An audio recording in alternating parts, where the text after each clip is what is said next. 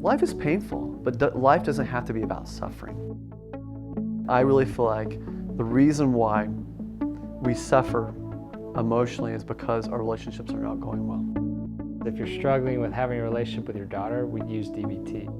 DBT stands for Dialectical Behavioral Therapy. What does even dialectical mean? And so dialectical is kind of like the synthesis of opposites. 2 points of views coming into the middle, blending the black and the white together. It's able to kind of take your mind and try to look at multiple points of view at one time.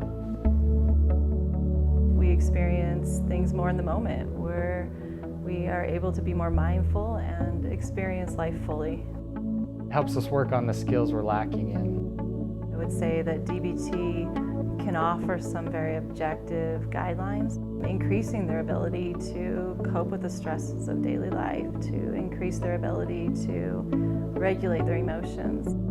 If they're not tolerating moments that are difficult or painful, it's going to help you learn to tolerate those, which obviously will lead to better relationships. They're struggling with their self-respect, their self-worth. Again, those would be the reasons that we'd use these skills that we're going to talk about in these videos. These are very clear-cut skills that we teach the girls here at Sunrise and DBT group and in individual therapy that they can practice in order to accomplish great things. DBT is a proven method to treat individuals that struggle with emotional dysregulation. But also too, it provides the necessary skills and approaches to tackle life's challenges and interpersonal struggles. That's really why DBT works, is because we take those extremes that society can go to and we help people learn to navigate those differently. So DBT really helps the individual to learn to tolerate the anxieties, fears, and unpleasant emotions that typically exist in all relationships. Understanding how we can effectively interact with those around us.